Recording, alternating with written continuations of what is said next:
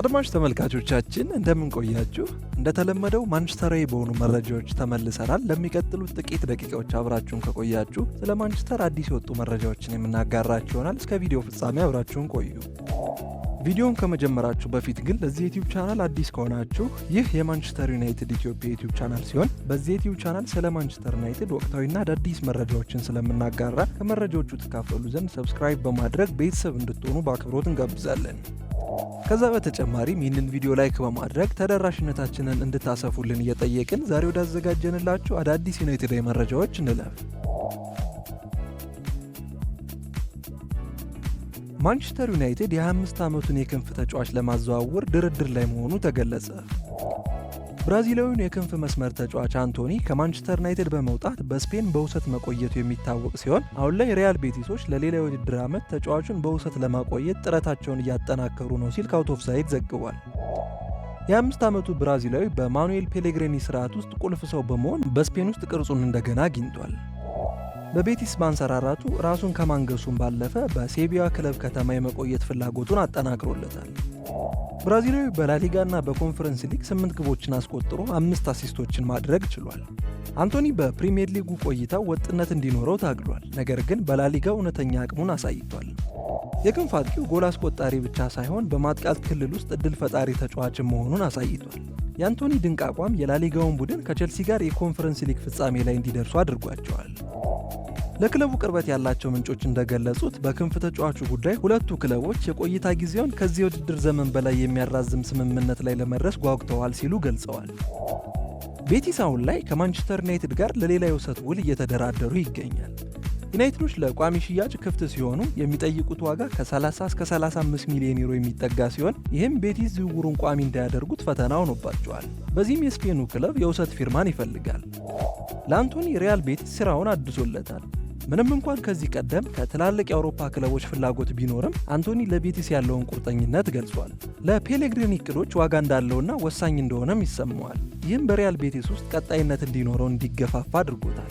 ከክለቡ ጋር ያለው ትስስር ከፔሌግሪኒ ድጋፍ ጋር ተዳምሮ ቤቲስ ከዩናይትድ ጋር በሚያደርጉት ድርድር ላይ እምነት እንዲጥል አድርጎታል።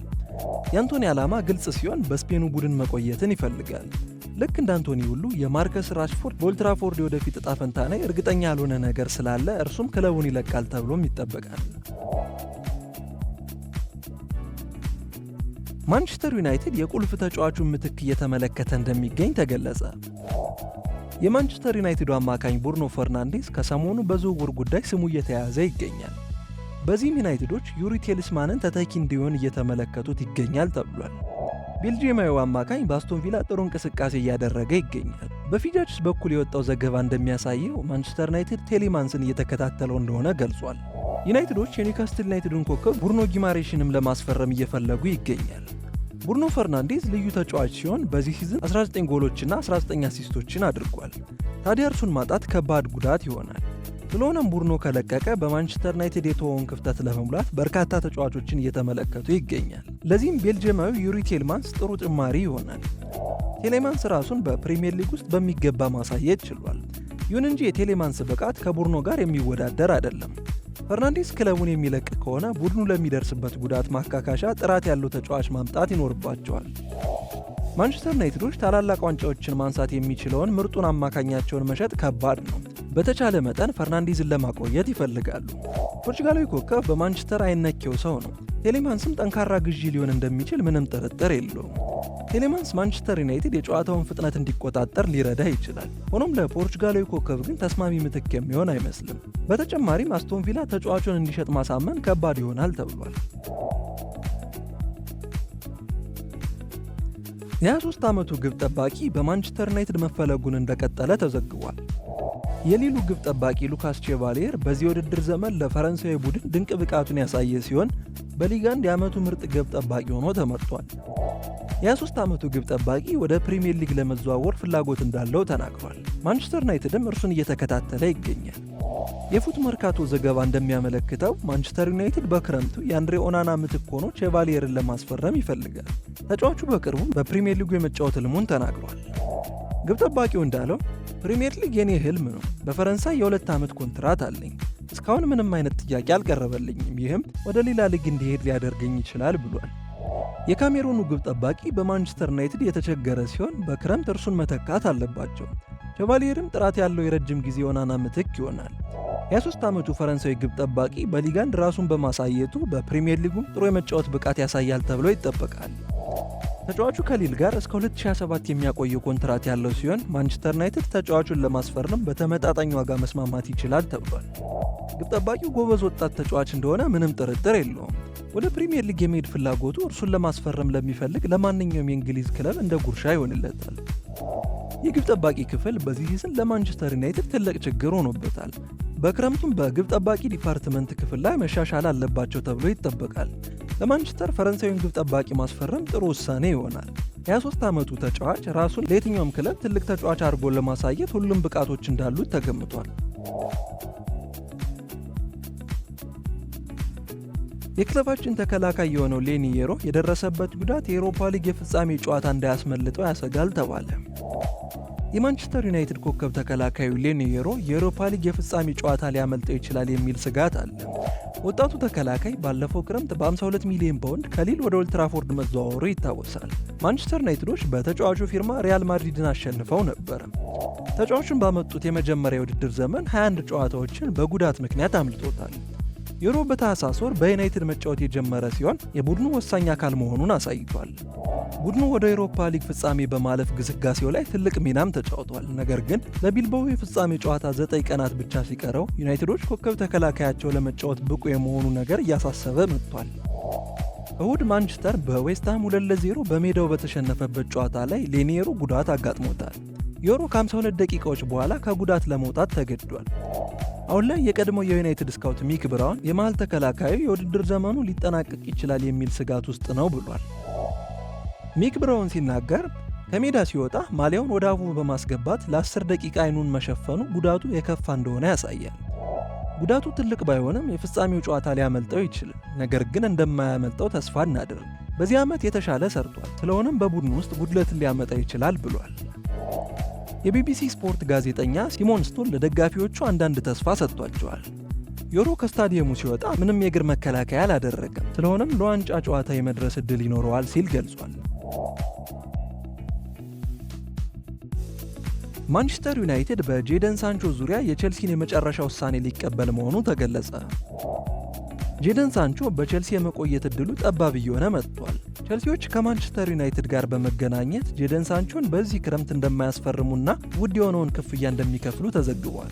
ሳንቾ በክረምት 2021 ማንቸስተር ዩናይትድን ከቦሩሲያ ዶርትመንድ በ73 ሚሊዮን ፓውንድ ውል ከተቀላቀለ በኋላ በፕሪሚየር ሊግ ውስጥ አስከፊ ጊዜን አሳልፏል። ቼልሲ ባለፈው ክረምት የክንፍ ተጫዋቹን በሚያስገርም ውል ለማስፈረም ያሰበ ሲሆን በተመሳሳይ ጊዜ የውሰት ዝውውሩን በ25 ሚሊዮን ፓውንድ የግዴታ ግዢ ለማስፈረም ተካቶበት ነበረ። ይሁን እንጂ ሰማያዊዎቹ ከስምምነቱ ሊመለሱ የሚችሉበትን የመውጫ አንቀጽ ይዘዋል። ውላቸውን ማቋረጥ ከፈለጉ ታዲያ 5 ሚሊዮን ፓውንድ የሚያወጣ የቅጣት ክፍያን መክፈል አለባቸው። እንደ ዘሚረር ዘገባ ከሆነ ኢንዞ ማሬስካ ቼልሲ ቋሚ ስምምነት እንዲያደርግ አይፈልግም ሲል ዘግቧል።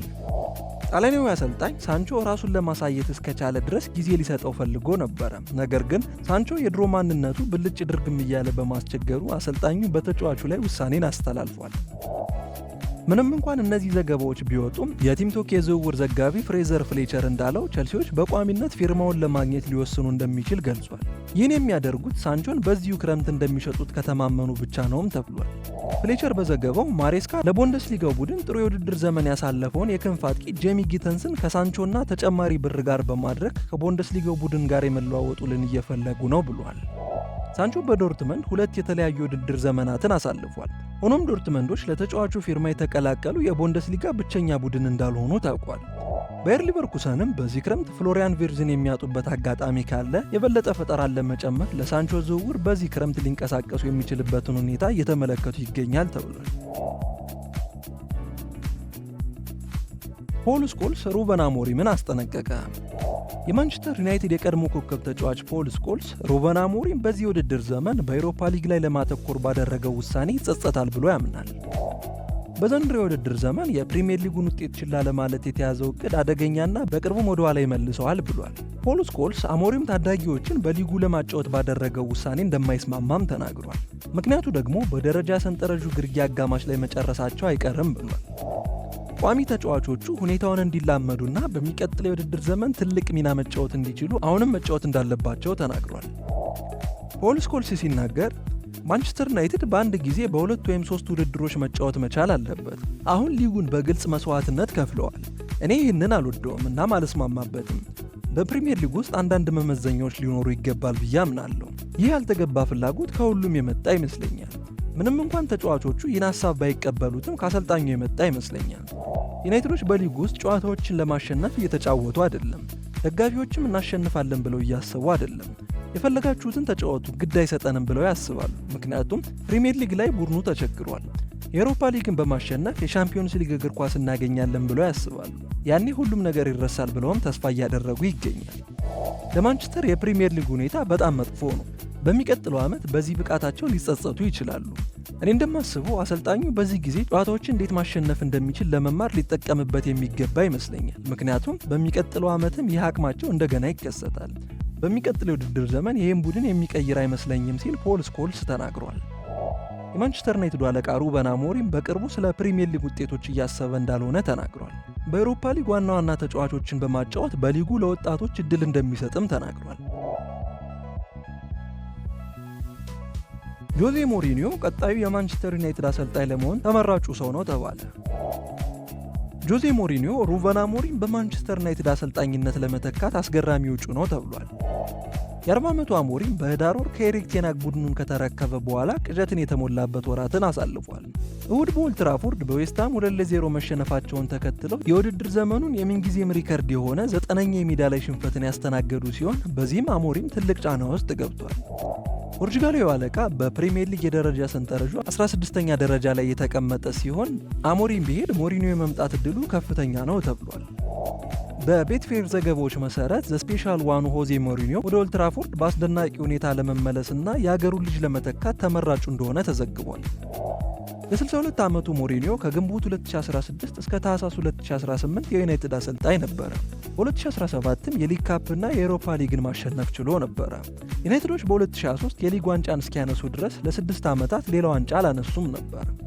ከሞሪኒዮ በመቀጠል አሞሪምን ለመተካት በዝርዝር ውስጥ ሁለተኛው ሰው የኢፕስዊች ታውኑ ኬራን ማኬና ሲሆን ሰሜን አይርላንዳዊ ሞሪኒዮና ኦሌ ጉናር ሶልሻየር በማንቸስተር አሰልጣኝ በነበሩበት ጊዜ የአሰልጣኝ ቡድን አባል ነበረ።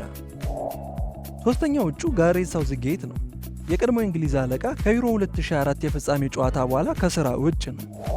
ቶማስ ፍራንክ ሌላኛው ከዩናይትድ ስራ ጋር የተገናኘው ሰው ሲሆን የቴን ሃግን ተተኪ ለማግኘት አሰልጣኝ በሚፈልጉበት ሰዓትም ፍራንክ እጩ ውስጥ ነበረ። በዝርዝሩ ውስጥ የቀድሞ የባርሳ አሰልጣኝ ዣቪ፣ ማርኮ ሲልቫ፣ ብሬንደን ሮጀርስ፣ ማውሪሲዮ ፖቼቲኒዮ እና ኡናይ ኤምሬ ይገኛሉ። በአሁኑ ሰዓት ካርሎ አንቸሎቲም ዝርዝር ውስጥ እንደሚገኝ ተጠቁሟል። የቶተንሃም ሆትስፐርስ ሰራተኞች ለአውሮፓ ሊግ ፍጻሜው ነፃ ትኬቶችን ሲያገኙ የማንቸስተር ዩናይትድ ሰራተኞች ግን በራትክሊፍ የነፃ ትኬቶችን ተከልክለዋል። ማንቸስተር ዩናይትድ በሰር ጂም ራትክሊፍ በተተገበረ ሌላ የውጭ ቅነሳ እርምጃ ለሰራተኞቹ ለአውሮፓ ሊግ ፍጻሜ ነፃ ትኬቶችን አይሰጡም ተብሏል። ዩናይትዶች ከሳምንት በኋላ በሳን ማሜንስ ስታዲየም የአውሮፓ ሊግ ፍጻሜ ጨዋታን ከቶተንሃም ጋር ያደርጋሉ። 53000 መቀመጫ ባለው የቢልባኦ ሳን ማሜንስ ስታዲየም በሚካሄደው የፍጻሜ ጨዋታ ሁለቱ ክለቦች ለእያንዳንዳቸው 15000 መቀመጫዎች በዩኤፋ ተሰጥቷቸዋል።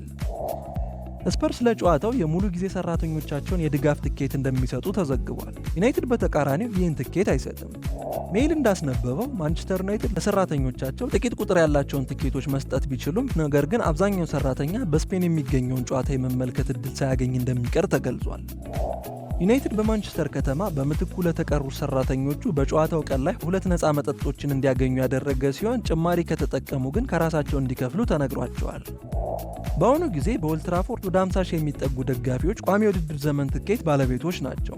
ይህም ማለት ለቡድኑ ከተዘጋጀው ትኬት ፍላጎት እጅግ የላቀ ነው። ዩናይትድ በአሁኑ ጊዜ ወደ 900 የሚጠጉ ሰዎችን ቀጥሮ ያሰራል ተብሎ ይታሰባል። በትንሹ ከ700 በላይ የሆኑ ሰራተኞች በቶተንሃም ነፃ ትኬት ተሰጥቷቸዋል። ማንቸስተር ዩናይትድ ባለፉት 3 የሻምፒዮንስ ሊግ የፍጻሜ ጨዋታዎች ለበረራ፣ ለመስተንግዶና ለሰራተኞች ምግብ ከፍሏል። ከሰር ጂም ራትክሊፍ መምጣት በኋላ ግን እነኚህ ነገሮች ቀርተዋል። የ72 ዓመቱ ራትክሊፍ በዲሴምበር 2023 አናሳ ድርሻን ከያዘ ጀምሮ በቲያትር ኦፍ ድሪምስ ወጪዎችን እየቀነሰ ይገኛል። ቢሊዮነሩ ብሪታንያዊ ለኦልድ ትራፎርድ ሰራተኞች ነፃ ምግቦችን በመሰረዝና የገና ድግስን በማስቆም ተጨማሪ የገንዘብ ቁጠባዎችን አድርጓል። ኢኔዮስ የፍጻሜ ጨዋታዎችን በተመለከተ ትልቅ ውሳኔ ሲያደርግ የመጀመሪያ ጊዜው አይደለም። ባለፈው የውድድር ዘመን ሰራተኞቻቸውንና የተጫዋቾች ቤተሰቦች ለኤፍኤ ካፕ ፍጻሜ ራሳቸውን የመጓጓዣ እንዲከፍሉ አድርገዋል። ራትክሊፍ ብዙ ወጪ የሚቀንስ ቢሆንም ዩናይትድ በመጋቢት ወር አዲስ 2 ቢሊዮን የሚያስወጣ 100,000 መቀመጫ ያለው ስቴዲየም ለመገንባት ማቀዱን እንዳስታወቀ ይታወሳል። አድማጭ ተመልካቾቻችን ለዛሬ ያዘጋጀንላችሁ ዩናይትዳዊ መረጃዎች እኚህን ይመስሉ ነበር። በቀጣይ የመረጃ ጊዜዎቻችን እስክንገናኝ ድረስ ለዚህ ዩቲዩብ ቻናል አዲስ ከሆናችሁ ሰብስክራይብ በማድረግ ቤተሰብ እንድትሆኑ በአክብሮት እንጋብዛለን። ከዛ በተጨማሪም ይህንን ቪዲዮ ላይክ በማድረግ ተደራሽነታችንን እንድታሰፉልን እየጠየቅን በቀጣይ ቪዲዮ እስከምንገናኝ ድረስ መልካም ጊዜ፣ መልካም ቆይታ።